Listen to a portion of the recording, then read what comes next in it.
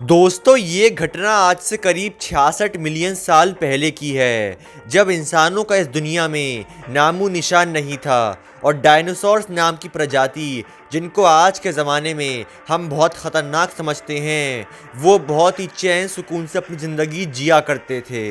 एक बहुत ही बड़ा एस्टेरॉयड 20,000 किलोमीटर प्रति घंटे की स्पीड से धरती की तरफ बढ़ रहा था। इस एस्टेरॉयड की चौड़ाई लगभग 40 किलोमीटर थी और वजन करीब 2 ट्रिलियन मेट्रिक टन का था। ये एस्टेरॉयड बहुत तेज स्पीड में धरती की तरफ बढ़ रहा था, डायनासोर्स का अंत करने की नीयत से।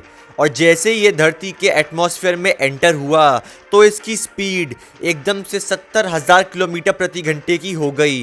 एटमॉस्फेयर में एंटर करते ही ये तड़कता भड़कता आग का गोला बन गया। ऐसा मानो कि सूरज का एक छोटा सा टुकड़ा टूटकर धरती के ऊपर विस्फोट मचाने आ रहा है। जब ये धरती की सतह से कुछ ही किलोमीटर दूर था तो डायनासोर्स ने इस एस्टेरॉयड की गर्मी को अपने अंदर महसूस कर लिया और वो डर गए और डर के मारे इधर उधर भागने लगे। जब ये विस्फोट हुआ उस समय रात हो रही थी, तो डायनासोर्स की आंखों में इस एस्टेरॉयड की चमक बहुत बुरी तरह फड़क रही थी, जिसको देख के वो और डर गए थे और उनको ये लगने लगा था कि आज हमारा अंत तय है।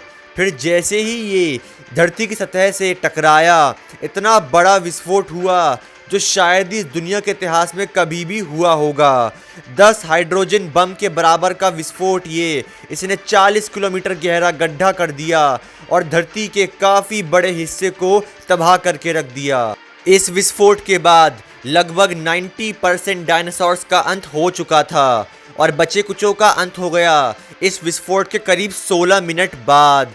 जब 16 मिनट बाद एक खतरनाक भूकंप ने पूरी धरती को हिला के रख दिया, जिसकी वजह से सुनामीज जैसी लहरें दुनिया के हर समुद्र से उठने लगी।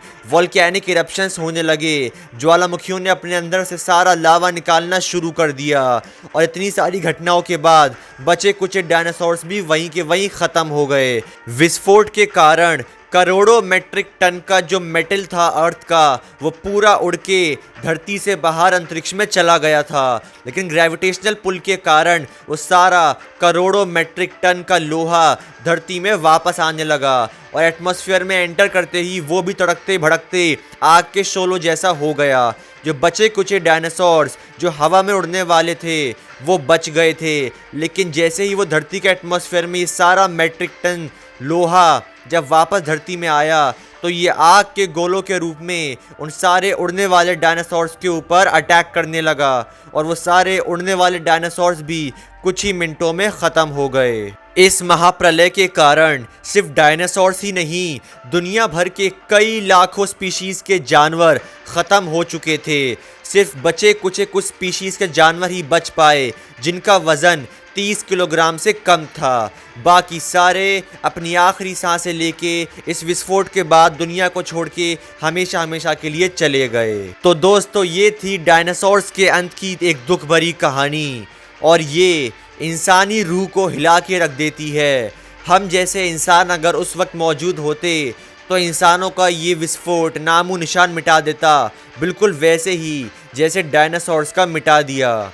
अब अगर आपको वीडियो अच्छी लगी हो तो लाइक कर देना, चैनल पर नहीं हो तो सब्सक्राइब कर देना। मिलते हैं नेक्स्ट धमाकेदार वीडियो में। Good bye.